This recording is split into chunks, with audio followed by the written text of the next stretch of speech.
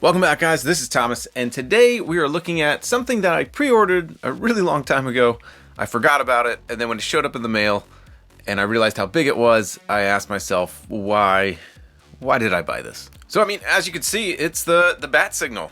And, you know, I've always wanted a version of the BatSignal. I haven't done any Batman dioramas, but I wanted kind of a main focal point, and then I can build my diorama off from there. I didn't really want to build a BatSignal from scratch, so I was always kind of looking for that perfect BatSignal, and there's been many throughout the years. Some have been like a build-a-figure type piece back in older toy lines, but for me, they were just always a little too small. So I wanted something bigger, and I got something a little too big maybe. But this thing is cool. It's a popcorn bucket. And I think the Batman movies were released in theaters over the summer or fall. And I didn't get to go in person, but I guess it was such a popular popcorn bucket that either AMC or maybe it was Regal, I'm not sure. They put the popcorn bucket up for pre-order. I didn't even know if you can pre-order popcorn buckets. But I did get it. My friend said that it would be too small for the Mcfarlane figures, so I'll kind of show you the scale in a little bit. But as far as a popcorn bucket goes, the detail is really cool. So you can see the front, obviously the big BatSignal. That's pretty cool. And then you do have some great detail on the side and the base of it. So I think with a little bit of love and maybe a repaint, this thing would actually look pretty cool. So it was a little expensive for a popcorn bucket, but you know, as far as diorama pieces go, I've seen a few dioramas.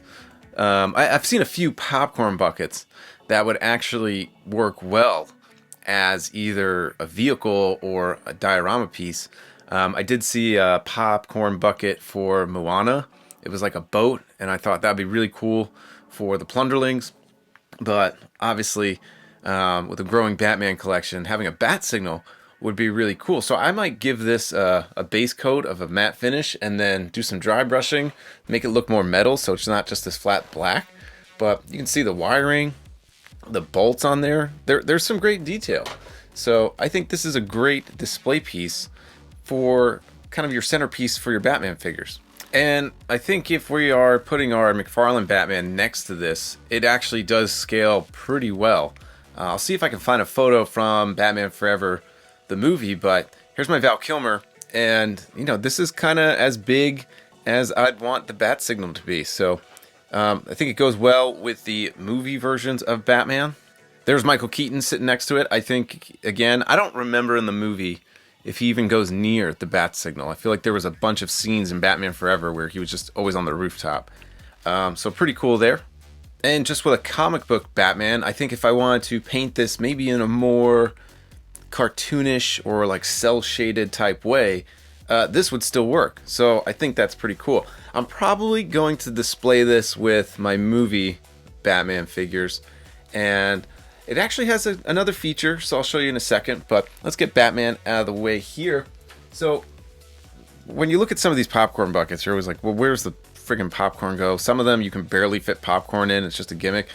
This one, if you did want to put popcorn in, this is a little latch, and you can open it, and then, you know, you have a pretty decent popcorn bucket.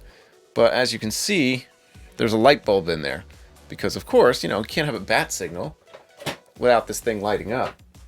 So if you turn it around and you pull out this tab, and then there's a switch there, then you can turn it on and showcase the BatSignal. And the BatSignal is actually pretty decent. I used to have one of these BatSignals that it was just like an outlet plug. You plugged it into the wall and then you shine it across the other wall and it would actually do a pretty decent BatSignal, but it didn't even look like the actual plug. It just looked like a plug with a projector.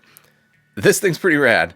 I guess my one complaint is that it is green. I wish it was more of a yellow tint, but since it is green, I think it'll more match with the Val Kilmer Batman, just because the Riddler changes the BatSignal or he puts like a laser on it, whatever.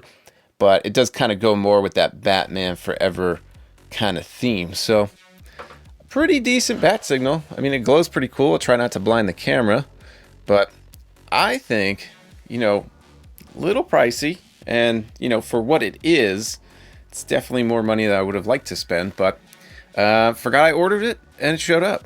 So pretty cool. So that's it, folks. Really not much to show. There's like not a lot of articulation or anything like that, but you know, I like to show off things that could fit in a diorama just to give you ideas, and you know, I like to get ideas from other people as well.